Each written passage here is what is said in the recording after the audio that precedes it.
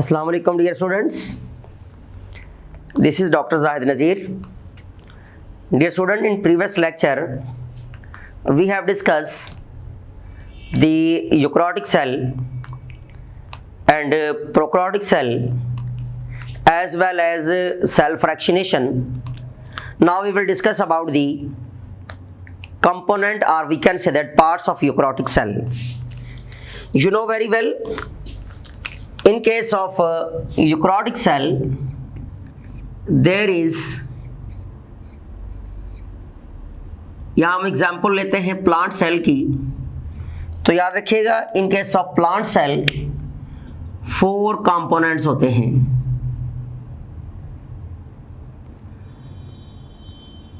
How many components?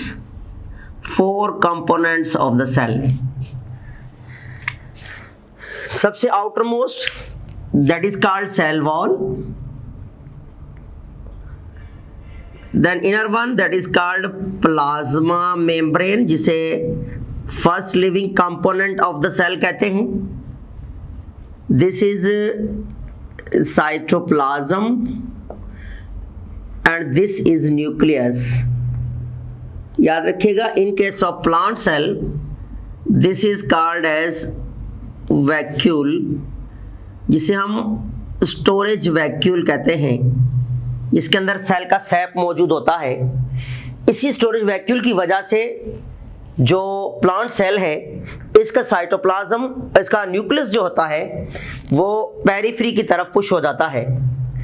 जब हम parts की बात करते हैं, और सबसे पहले जो यूकैरियोटिक सेल है जिसकी एग्जांपल तो हमने पीछे पढ़ी बहुत सारी, animal cell, plant cells, fungal cell and protozoal cell, लेकिन यहाँ पर हम एग्जांपल लेते हैं प्लांट सेल की. इसलिए हमने एग्जांपल प्लांट सेल के लिए कि प्लांट सेल को मोस्ट कॉम्प्लेक्स यूकैरियोटिक सेल कहा जाता है, प्लांट सेल. अब इसमें जो फर्स्ट कंपोनेंट हमने देखा that is the cell wall, और सेल वॉल को हम नाम देते हैं outermost boundary of the plant cell.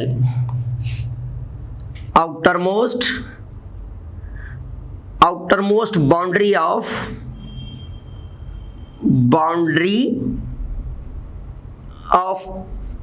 plant cell. It is a non-living nature. याद रखिएगा नॉन लिविंग नेचर बाउंड्री है प्लांट सेल की. It is also present in algae, fungi and some protozoans.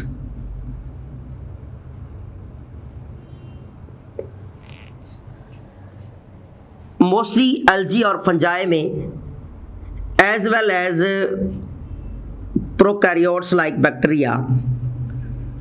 लेकिन यहाँ पर हम डिस्कस करेंगे only plant cell wall. तो in case of the plants जो सेल वॉल डेवलप होती है दैट इज इन 3 स्टेप्स. सबसे पहले that is the middle lamella. सबसे पहले जो यंग सेल्स के दरमियान सिमटिंग लेयर होती है उसे हम नाम देते हैं मिडल लैमिला. फॉर एग्जाम्पल ये न्यूली डिवाइडिंग सेल्स हैं हमारे पास, these are the newly dividing cells. अब ये न्यूली डिवाइडिंग सेल जो आपस में अटैच होते हैं या आपस में कम्युनिकेशन में होते हैं, that is by the specialized layer that is called the middle lamella, जिसे हम क्या नाम देते हैं? मिडल लैमिला का नाम देते हैं. इट इज कॉल्ड सीमेटिंग लेयर, जो यंग सेल्स को आपस में ज्वाइंट करती है, इसे सीमेटिंग लेयर का नाम देते हैं. इसकी कंपोजिशन वाइज देखा जाए तो कैल्शियम एंड मैग्नीशियम पैक्टेट्स मौजूद होते हैं. इसमें कैल्शियम एंड मैग्नीशियम पैक्टेट्स पर मुश्तमल एक लेयर है जिसे हम नाम देते हैं मिडल लैमिला, जो कि न्यू बॉर्न सेल्स को आपस में ज्वाइंट रखती है, इसलिए इसको सिमेटिंग लेयर का नाम देते हैं। हमने यहाँ इसको नाम दिया सिमेटिंग लेयर। अगर आपसे एमसीक्यूज में पूछा जाए कि in case of newly dividing cells in plants the cementing layer that is the middle lamella. And then जैसे जैसे सेल मैच्योरिटी पर आता है, सेल की सिक्रेशन बढ़ती है तो बनती है प्राइमरी वॉल। याद रखिएगा, प्राइमरी वॉल जो है that is the first product of the cell secretion. जैसे जैसे सिक्रेशन सेल मैच्योरिटी पर आता है, सिक्रेशन बढ़ती हैं, गोल्जी बॉडी से पॉलीसैकेराइड की सिक्रेशन बढ़ती रहती है। इसके बढ़ने से क्या होता है, और ये सिक्रेशन जब डिपॉजिट होगी अराउंड द मेम्ब्रेन तो ये बनाती है primary wall. This is called as the primary wall. This is primary wall. Okay, primary wall की अगर कंपोजिशन हम देखें तो प्राइमरी वॉल याद रखिएगा ये कब डेवलप होती है, इनसाइड मिडल लैमेला के अंदर वाली साइड पर ये डेवलप होगी, और composition wise 25% cellulose, 50% hemicellulose and 25% other pectins. अब this is the cellulose, this is the hemicellulose। बेटा याद रखिएगा, हेमीसेल्यूलोज कहते हैं cellulose with other materials and there will be the pectates. अब वो पैक्टेट मैग्नीशियम के भी हो सकते हैं, कैल्शियम के भी हो सकते हैं, एक्सेट्रा अदर मेटल्स या एलिमेंट्स के भी हो सकते हैं। तो ये हमारे पास प्राइमरी वॉल जो कि डेवलप होती है इनसाइड द मिडल लैमेला, और middle lamella slowly and gradually dissolve होना शुरू होती है। जैसे जैसे सिक्रेशंस बढ़ती जाती हैं तो बनती है सेकेंडरी वॉल। क्या बनती है, this is the secondary wall. अब सेकेंडरी वॉल जो है, सेकेंडरी वॉल जो कि इनसाइड प्राइमरी वॉल बनेगी, सेकेंडरी वॉल जैसे जैसे डिपोजिशन बढ़ती रहती है, जैसे जैसे सेलुलोज की सिक्रेशन बढ़ती जाती है तो अदर पैक्टेट्स की सिक्रेशन याद रखिएगा कम होती जाएगी, और ये जो वॉल है that will be called as the secondary wall. Inner side पर क्या बनेगी, सेकेंडरी वॉल बनेगी। तो पहले मिडल लैमेला है, then primary wall and then secondary wall. अब सेकेंडरी वॉल को अगर हम देखें that is called as mature cell wall. इसे हम नाम देते हैं मैच्योर सेल वॉल का नाम देते हैं।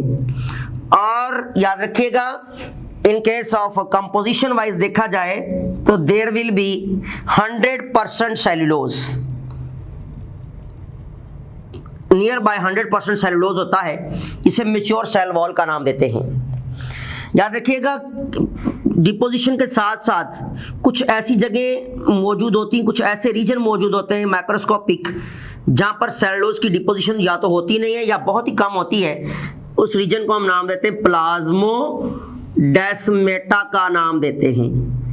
क्या नाम देते हैं, प्लाज्मोडेस्मेटा। ओके, तो प्लाज्मोडेस्मेटा जो है ये सेलुलर कम्युनिकेशन में रोल करते हैं, ये वो पोर्स होते हैं। अब हमने देखा कि 3 स्टेप में डेवलप हुई, middle lamella, then primary wall and then the secondary wall that is with 100% cellulose, जिसे मैच्योर सेल वॉल का नाम हम देते हैं। Then in case of the functions, जब हम बात करते हैं फंक्शंस ऑफ सेल वॉल, तो बेटा याद रखिएगा, जब हम फंक्शन ऑफ सेल वॉल की बात करते हैं तो सेल वॉल जो है इसका काम एक तो मेंटेनेंस ऑफ सेल शेप, जहां ये सेल शेप को मेंटेन करती है वहाँ याद रखिएगा सेल के अंदर जो किसी भी किस्म की मैकेनिकल इंजरी या किसी भी किस्म की जो डेंजरस इफेक्ट है उससे बचाती है। इट मीन्स प्रोटेक्शन करना from the any sort of mechanical injury से सेल को बचाना किसका काम होता है? The cell wall. Then having plasmodesmata, अभी हमने डिस्कस किया कि इसमें प्लाज्मोडेस्माटा होते हैं और ये प्लाज्मोडेस्माटा याद रखिएगा सेलुलर कम्युनिकेशन में रोल करते हैं। सेलुलर कम्युनिकेशन, इसे दूसरे लफ्जों में हम कहते हैं ट्रांसपोर्ट में रोल कर रहे होते हैं। किसी भी किस्म का मटेरियल चाहे साइटोप्लाज्म से मेम्ब्रेन से पास होता हुआ सेल के बाहर जाना है तो तब भी प्लाज्मोडेस्माटा रोल करेंगे, या फिर कोई भी मटेरियल सेल के अंदर आना है तो तब भी प्लाज्मोडेस्माटा से पास होता हुआ फिर मेम्ब्रेन से पास होकर सेल के साइटोप्लाज्म में जाएगा। अदरवाइज अगर ये प्लाज्मोडेस्माटा ना हो तो सेलुलोज मुकम्मल तौर पर ब्लॉक कर देगा, जिसकी वजह से सेलुलर कम्युनिकेशन नहीं हो सकती। सेल का जो मटेरियल है ना तो बाहर से अंदर जाएगा और ना ही अंदर से सेल के जो है वो बाहर जा सकेगा इंटरस्टिशियल फ्लूइड में या अदर टिश्यू फ्लूइड में, अदर टिश्यू रीजन में या आउटसाइड द सेल। तो इसलिए सेलुलर कम्युनिकेशन में प्लाज्मोडेस्माटा का बहुत बड़ा रोल है और ये वॉल प्रोटेक्शन देती है मैकेनिकल इंजरी से, एज वेल एज याद रखिएगा सेल की शेप को मेंटेन करने में इसका बहुत बड़ा रोल है। अब जितने भी मटेरियल ट्रांसपोर्ट होते हैं, अब ट्रांसपोर्ट में आइदर याद रखिएगा दी ट्रांसपोर्ट मटेरियल में आइदर गैसेस हो, कार्बन डाइऑक्साइड हो, ऑक्सीजन हो, या फिर कोई भी अदर सब्सटेंसेस, जिन सब्सटेंस में कोई भी ऑर्गेनिक या इनऑर्गेनिक सब्सटेंस हो सकता है, इसकी कम्युनिकेशन भी प्लाज्मोडेस्माटा के थ्रू होगी। तो ये एक प्रोटेक्टिव कोट है जो कि नॉन लिविंग नेचर होता है, जिसे हम सेल वॉल का नाम देते हैं इन दी प्लांट सेल। हमने पीछे डिस्कस किया कि that is also present in bacterial cell, fungal cell as well as algae cells and some of the protozoans, but mainly they are present in the bacteria, fungi and algae with different composition which we will discuss in the further kingdoms. But here we will discuss about we have discussed about the plant cell wall and their formation as well as their function. जैसे ही हम cell के inside जाते हैं तो यहाँ पर हमें एक स्ट्रक्चर नजर आती है जिसे हम नाम देते हैं प्लाज्मा मेम्ब्रेन। तो अब हम डिस्कस करेंगे प्लाज्मा मेम्ब्रेन को। द नेक्स्ट वन कंपोनेंट है प्लाज्मा मेम्ब्रेन। तो बेटे प्लाज्मा मेम्ब्रेन जो है, जिसे हम नाम देते हैं सेल मेम्ब्रेन, जो कि ऑल लिविंग सेल्स का कंपोनेंट है। ऑल लिविंग सेल में आइदर प्लांट सेल है, आइदर एनिमल सेल है, आइदर बैक्टीरियल सेल है, आइदर फंगल सेल है, आइदर एल्गी है, जितने भी टाइप के सेल्स होंगे इनके पास सेल मेम्ब्रेन लाजमी है। It is called as first living component of the cell. First living component of cell. All type of cells में जो फर्स्ट लिविंग कंपोनेंट है that is the cell membrane. And in case of plants, algae, fungi and bacteria, it is present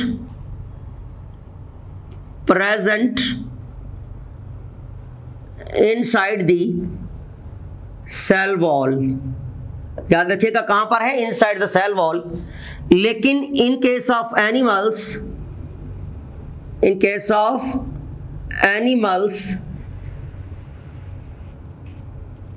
outer most boundary. तो animal में membrane outermost boundary है और बाकी other all type of cell like bacterial cell, like that the algae cell, fungal cells or bacterial cell, this membrane will be present inside the cell wall. जब हम बात करते हैं composition की तो याद रखिएगा इन केस ऑफ कंपोजिशन अगर देखा जाए तो कंपोजिशन वाइज नियर बाय जो है वो दैट इज 50 to 55% प्रोटीन्स क्या होते हैं, प्रोटीन्स होते हैं। और then up to 35 to 40% near by lipids मौजूद होते हैं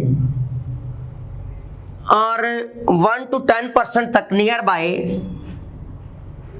1 to 10% that will be carbohydrates. क्या होते हैं, कार्बोहाइड्रेट्स, जिन्हें हम बायोकेमिस्ट्री की लैंग्वेज में कार्ब्स का नाम भी देते हैं। तो ये केमिकल कंपोजिशन है, major chemical composition in case of the cell membrane. जो लिपिड्स होंगे याद रखिएगा दे आर फास्फोलिपिड्स। कौन से लिपिड्स होंगे, फास्फोलिपिड्स होंगे। इसी तरह जब हम इसकी स्ट्रक्चर की बात करते हैं तो स्ट्रक्चर वाइज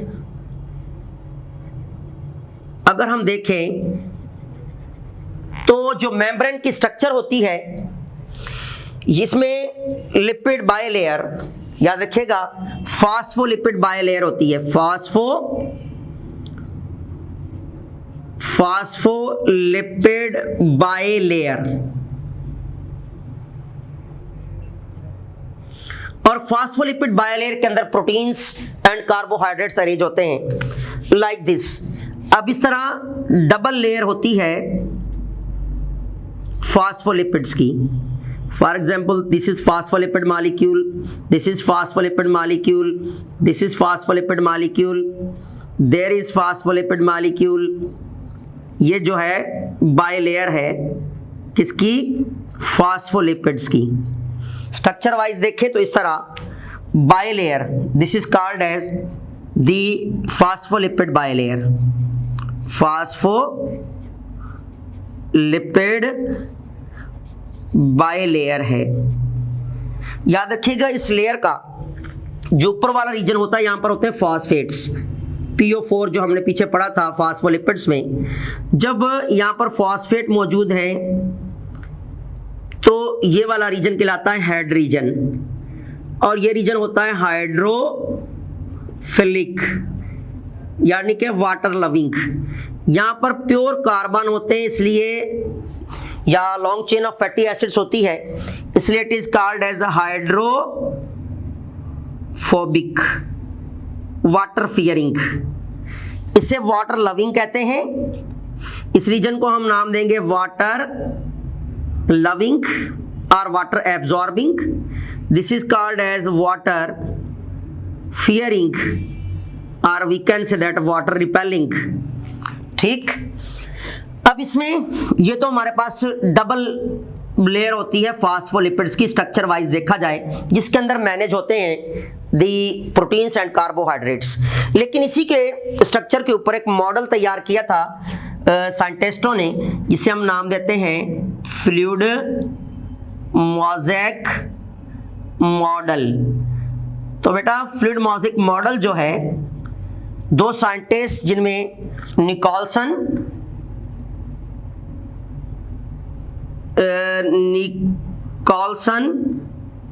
एंड सिंगर, दो साइंटिस्ट थे जिन्होंने 1972 में क्या किया था, एक स्ट्रक्चर ऑफ प्लाज्मा मेम्ब्रेन पर एक मॉडल तैयार किया था जिसे हम नाम देते हैं फ्लूइड मोज़ेक मॉडल। इस फ्लूइड मोज़ेक मॉडल में जो स्टेटमेंट कहती है वो ये कहती है कि protein molecules are floating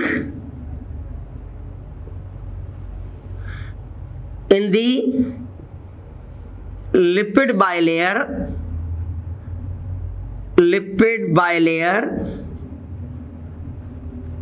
like iceberg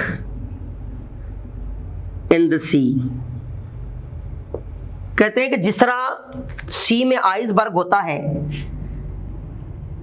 iceberg, इसी तरह प्रोटीन मॉलिक्यूल जो है इस फ्लूइडी लिपिड बाइलेयर के अंदर इस तरह फ्लोट करते हैं जिस तरह समंदर में आइसबर्ग आपने देखा होगा कि समंदर में बड़े बड़े बर्फ के टुकड़े होते हैं, कुछ छोटे टुकड़े होते हैं, बड़े बड़े ग्लेशियर जब टूट जाते हैं तो कुछ जो है वो टुकड़े पानी के अंदर जा रहे होते हैं, कुछ ऊपर बिल्कुल फ्लोट कर रहे होते हैं, फिर ऊपर नीचे आ रहे होते हैं, उसे हम आइसबर्ग का नाम देते हैं। तो इसी तरह निकलसन एंड सिंगर ने कहा कि प्रोटीन मॉलिक्यूल्स ऐसे फ्लोट करते हैं जिस तरह समंदर के अंदर आइसबर्ग होता है, इसी तरह फ्लोट करते हैं प्रोटीन मॉलिक्यूल्स। अब इसमें प्रोटीन बेसिकली दो टाइप्स के होते हैं। कुछ ऐसे प्रोटीन जो डायरेक्टली अपर सरफेस पर मौजूद होते हैं, अपर सरफेस पर फ्लोटर होते हैं, जिन्हें हम नाम देते हैं extrinsic protein. They are called as the extrinsic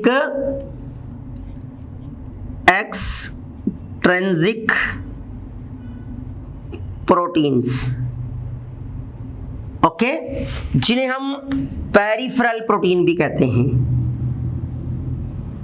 peripheral proteins, याद रखिएगा कौन से प्रोटीन है, पेरिफेरल।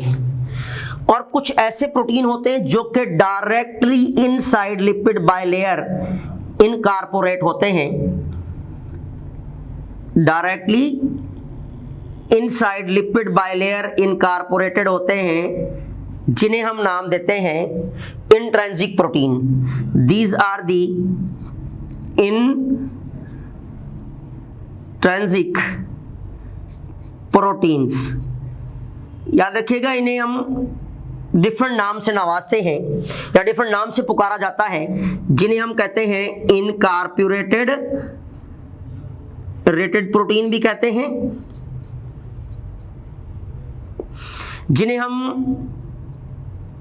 जो है वो इंट्रिंसिक प्रोटीन भी कहते हैं, इनकॉर्पोरेटेड भी कहते हैं। They are also called as the channel proteins, क्योंकि इसी वजह से याद रखिएगा चैनल्स बनते हैं मेम्ब्रेन में, जिन चैनल के जरिए सेल की कम्युनिकेशन होती है। या तो material internal environment of the cell से बाहर निकलता है, या कोई भी मटेरियल इनसाइड आता है during the transport of material, और इसी वजह से परमिएबिलिटी, सिलेक्टिव परमिएबिलिटी आती है इन केस ऑफ मेम्ब्रेन। तो इंट्रिंसिक प्रोटीन जिसे इनकॉर्पोरेटेड भी कहेंगे और चैनल प्रोटीन भी कहते हैं, और एक्सट्रिंसिक प्रोटीन जिनको पेरिफेरल प्रोटीन भी कहते हैं। They are also act as the receptor protein भी होते हैं। ये कुछ स्पेसिफिक प्रोटीन होती हैं out the surface, that is called receptor protein. इन्हें हम नाम देते हैं पेरिफेरल प्रोटीन और एक्सट्रिंसिक प्रोटीन, या इसे हम नाम देंगे integral protein, also called as integral proteins. तो इंट्रिंसिक प्रोटीन को हम चार नाम से पुकार रहे हैं। इनकॉर्पोरेटेड क्योंकि ये अंदर पेनिट्रेटेड है, चैनल प्रोटीन क्योंकि इसी वजह से चैनल्स बनते हैं और सेलुलर ट्रांसपोर्ट पॉसिबल होती है, and then it is also called integral protein. Intrinsic भी इसलिए कहा जाता है क्योंकि ये इनकॉर्पोरेटेड पेनिट्रेटेड प्रोटीन होती हैं जो कि इनसाइड द लिपिड बाइलेयर, और इसी वजह से ये जो प्रोटीन होती है इंट्रिंसिक प्रोटीन, ये कभी ऊपर फ्लो करती हैं, कभी नीचे फ्लो करती हैं, और ऊपर वाली सरफेस पर फ्लोट होने वाली एक्सट्रिंसिक होती हैं, और एक आइसबर्ग बन रहा होता है। क्या बन रहा होता है? आइसबर्ग बन रहा होता है। अब ये जो हमारे पास एक्सट्रिंसिक प्रोटीन होती हैं, they may be consist of the glucose. जब ये अपने साथ ग्लूकोज को अटैच करती हैं तो इसे हम नाम देते हैं ग्लाइकोप्रोटीन्स। अब ये एक्सट्रिंसिक प्रोटीन ग्लाइकोप्रोटीन की फॉर्म में भी हो सकती हैं। अगर ये अपने साथ लिपिड्स को कैरी कर रही हैं तो इसे हम नाम देते हैं लाइपोप्रोटीन्स। लाइपोप्रोटीन की फॉर्म में भी इसी तरह डिफरेंट कॉन्जुगेटेड मॉलिक्यूल्स की फॉर्म में ये एक्सट्रिंसिक प्रोटीन पाई जा सकती हैं और ये एज अ रिसेप्टर के तौर पर रिकग्नाइजिंग का काम भी करती हैं, सिग्नल रिसीविंग का काम भी करती हैं और रिसेप्शनिस्ट का काम भी कर रहे होते हैं extrinsic protein. Intrinsic protein majorly cellular communication के अंदर रोल कर रही होती हैं। तो ये हमारे पास थी स्ट्रक्चर जिसे हम नाम देते हैं दी फ्लूइड मॉजिक मॉडल, जो कि निकोलसन एंड सिंगर ने बताया था कि आइसबर्ग की तरह प्रोटीन मॉलिक्यूल इनकॉर्पोरेटेड होते हैं या प्रेजेंट होते हैं इन द लिपिड बाइलेयर, जो हमने देखा और उनके हमने स्ट्रक्चर देखी कि किस किस्म की स्ट्रक्चर बनेगी। देन जब हम बात करते हैं in case of the functions of plasma membrane, plasma membrane के जब हम फंक्शन की, अब हमने स्ट्रक्चर देखी, कंपोजिशन देखी और इसकी प्रेजेंस देखी, तो अब हम देखेंगे दी स्ट्रक्चर फंक्शंस। तो याद रखिएगा, एक तो शेप मेंटेनेंस का काम है एनिमल सेल में, ठीक है, as well as the protection of cell protoplasm को प्रोटेक्ट करना, because it is selectively permeable. क्या होती है? सेलेक्टिवली परमिएबल है। जब ये सेलेक्टिवली परमिएबल है तो इट मींस ये सिलेक्टेड मटेरियल को इन एंड आउट अलाउ करेंगी। इसका काम it allow the cellular transport. Cellular transport में बहुत बड़ा रोल है किसका? सेल मेम्ब्रेन का। और याद रखिएगा, जो सेल में ट्रांसपोर्ट होती हैं, जो मटेरियल के इन एंड आउट मूव करने का प्रोसेस होता है सेल के अंदर, that is called transport, means to carry materials. अब ये ट्रांसपोर्ट दो टाइप्स की होती हैं बेसिकली। या तो ये ट्रांसपोर्ट, अब हम क्या देख रहे हैं? अब हम देख रहे हैं types of transport. In case of the animal cell, or we can say that plant cell, or we can say that bacterial cell। तो जब हम ट्रांसपोर्ट की बात करते हैं तो ट्रांसपोर्ट लिविंग सेल में दो किस्म की होती हैं। एक एक्टिव ट्रांसपोर्ट,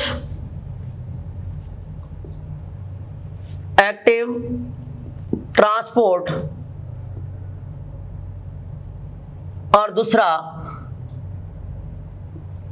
पैसिव ट्रांसपोर्ट। तो दो किस्म की ट्रांसपोर्ट्स होती हैं, एक एक्टिव और दूसरा पैसिव। जब हम बात करते हैं एक्टिव ट्रांसपोर्ट की,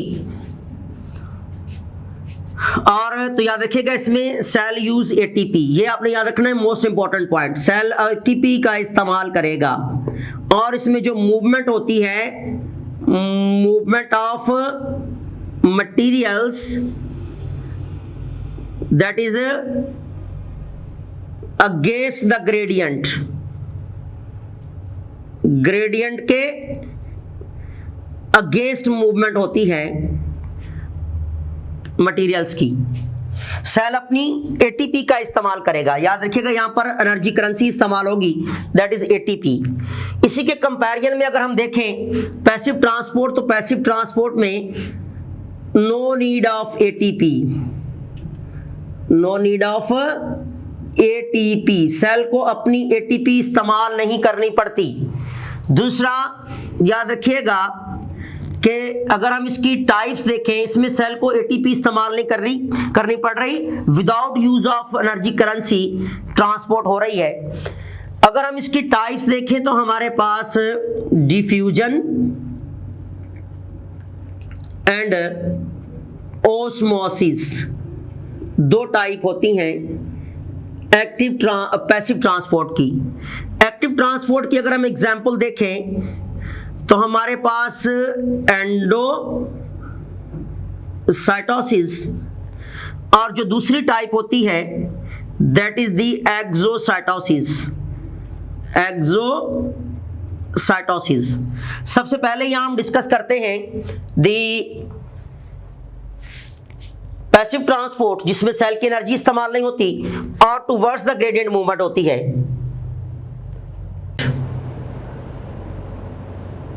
टुवर्ड्स ग्रेडियंट। अब इसमें डिफ्यूजन, याद रखिएगा, movement of molecule from the region of higher concentration to lower one through the permeable membrane, through the semi permeable membrane.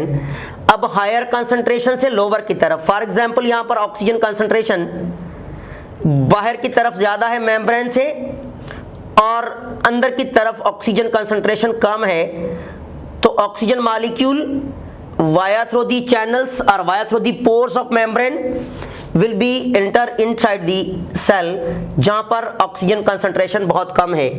इस प्रोसेस को हम क्या नाम देते हैं? डिफ्यूजन का नाम देते हैं। जब मटेरियल हायर कंसंट्रेशन से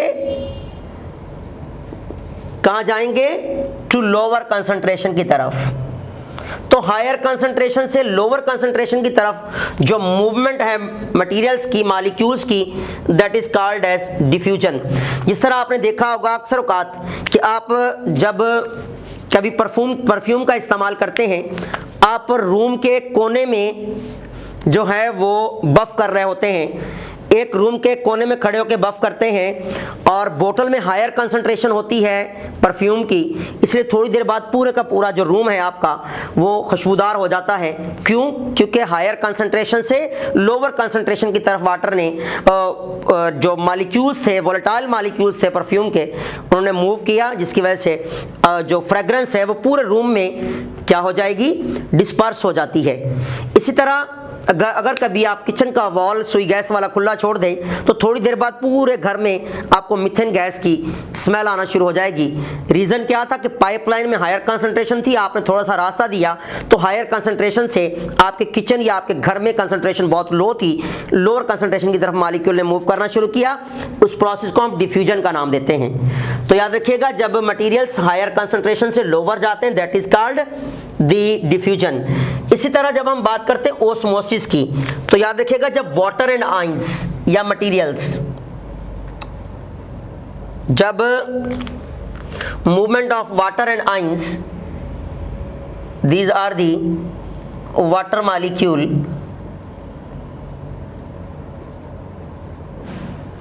along with different ions,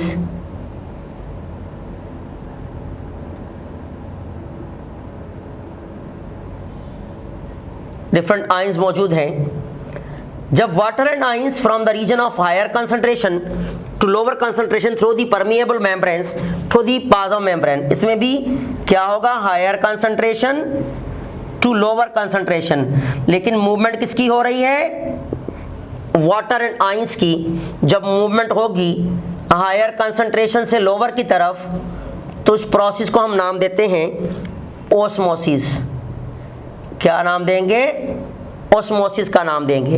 यहाँ पर वाटर एंड आयंस की मूवमेंट है, यहाँ पर generally either gaseous molecules other materials जब मूव करते हैं that is called as diffusion. अब इसमें टुवर्ड्स द ग्रेडेड काम हो रहा है, नो यूज ऑफ एटीपी। यहाँ पर क्या नहीं हुआ? सेल ने किसी भी किस्म की एटीपी का इस्तेमाल नहीं किया है।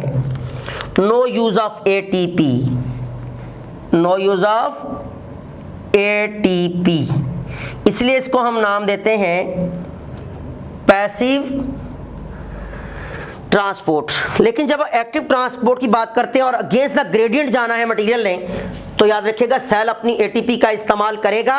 और इसमें दो टाइप है एंडोसाइटोसिस, इसमें क्या होता है? Material moves inside the cell, material moves inside the cell, जिसकी दो टाइप्स हैं बेसिकली। एक है फैगो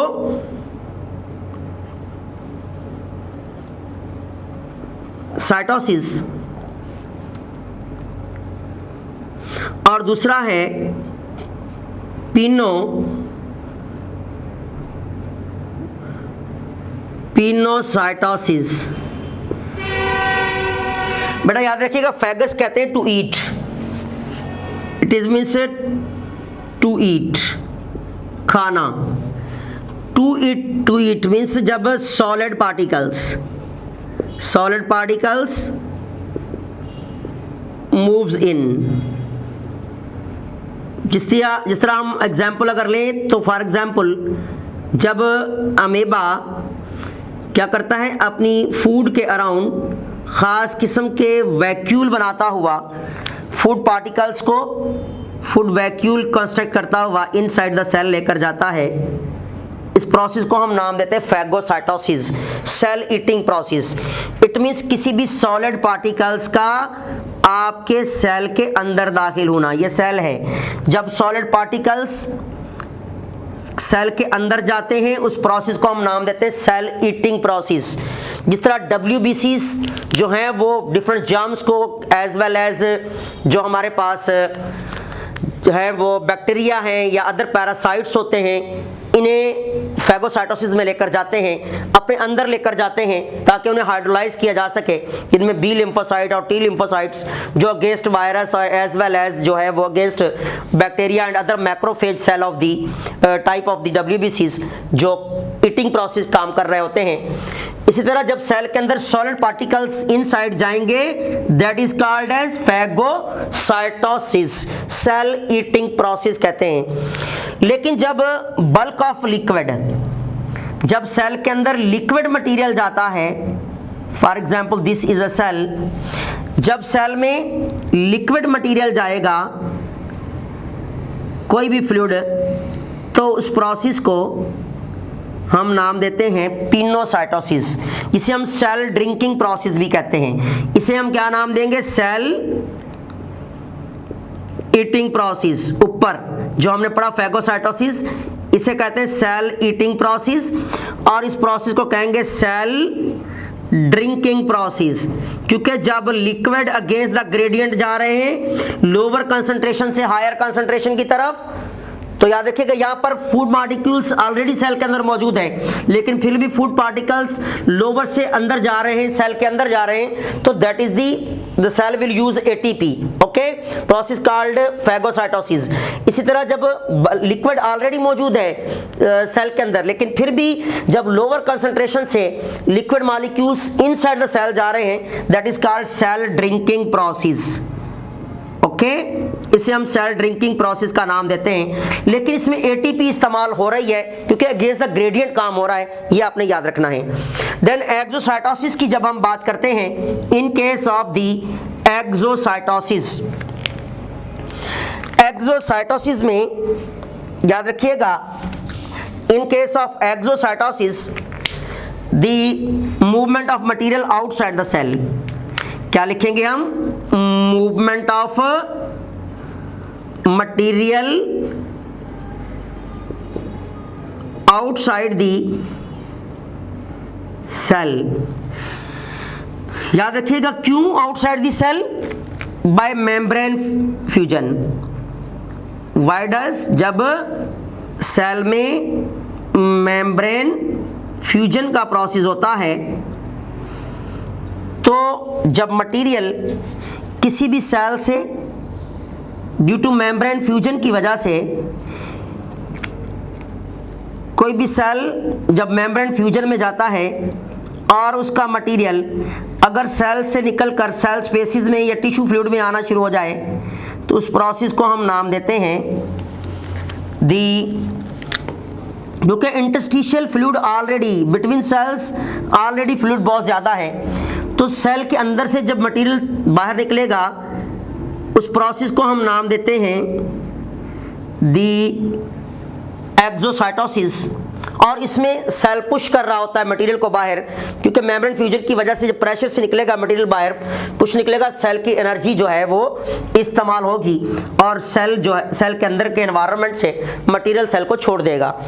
तो ये प्रोसेस कहलाता है एक्सोसाइटोसिस, जिसमें भी एनर्जी इस्तेमाल होगी क्योंकि अगेंस्ट द ग्रेडिएंट काम हो रहा है।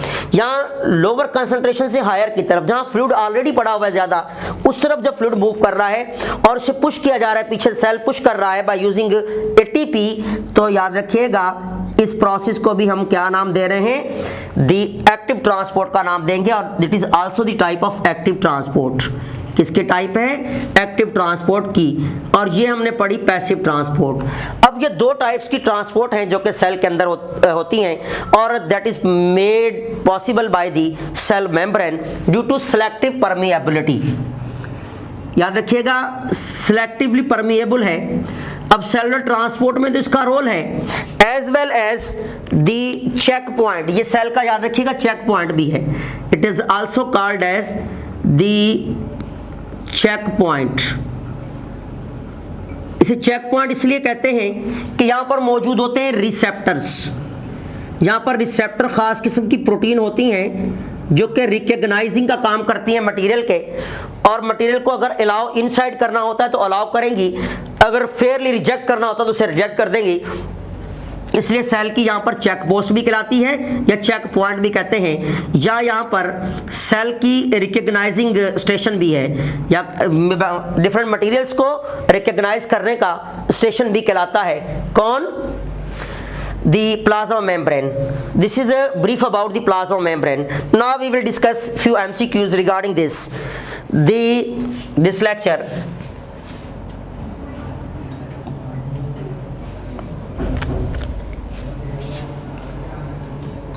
from the following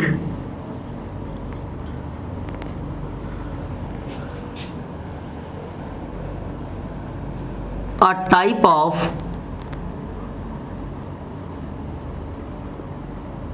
passive transport.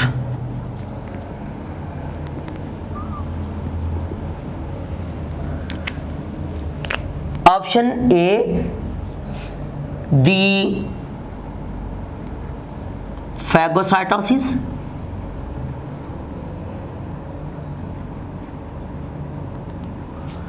Option B, endocytosis. Option C, pinocytosis. Option D, the osmosis. So we have discussed already, the osmosis is a type of passive transport, so your answer should be the B. Sorry, answer should be the D. Then next question,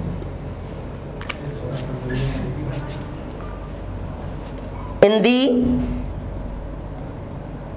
plasma membrane,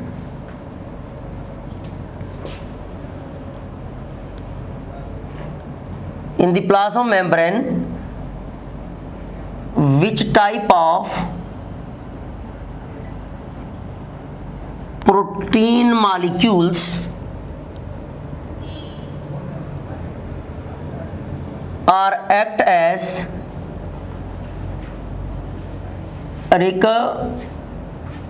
recognizers of the cell for different material, for different materials. Okay, option A, the intrinsic protein.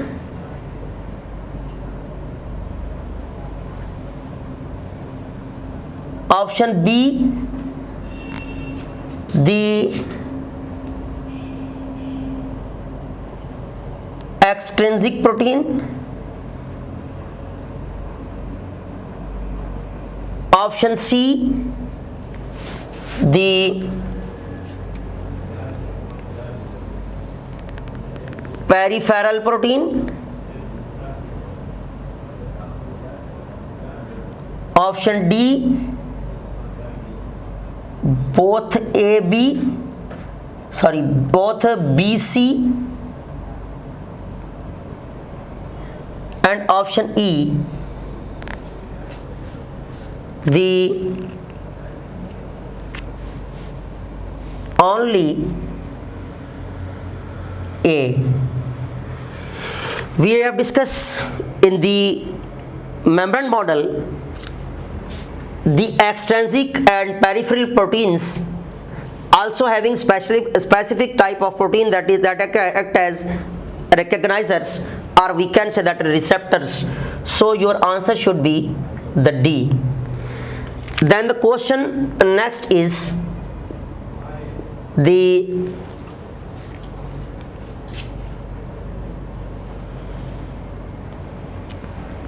in case of newly born plant cell from the following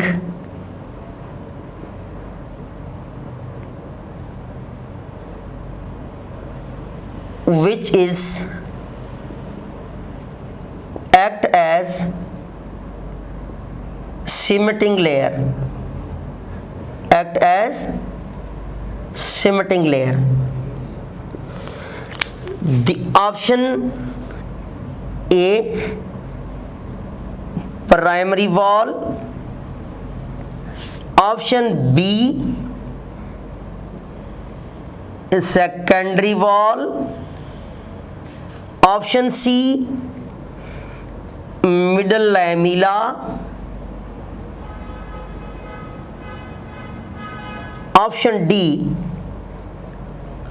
all of these. So we have discussed in the cell wall, middle lamella act as the cementing layer, so your answer should be C. Then the next question is the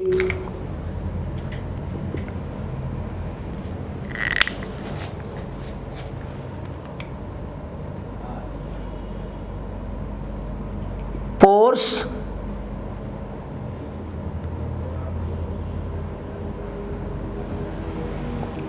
present in the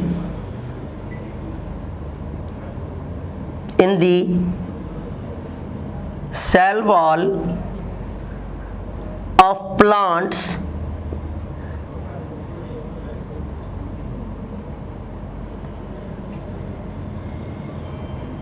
which play a role in cellular communication termed as A, the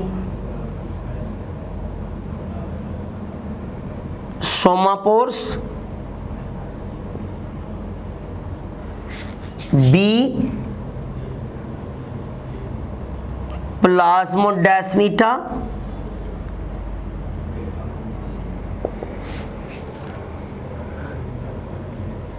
C, protoplasmic pores, D, all of these. तो बेटा याद रखिएगा, we have discussed in the function of cell wall, the plasmodesmata are the pores, और ये pores कहाँ बनते हैं? जहाँ डिपोजिशन बिल्कुल कम हो जाती है किसकी? सेलुलोज की, तो वहाँ कुछ पोर्स बनते हैं जो सेलुलर कम्युनिकेशन में रोल कर रहे होते हैं, सेलुलर ट्रांसपोर्ट में रोल कर रहे होते हैं, इनको हम नाम देते हैं plasmodesmata. So your answer should be B. इंशाल्लाह in the next lecture we will discuss about the cytoplasmic organelles and nucleus of the eukaryotic cell. Thanks.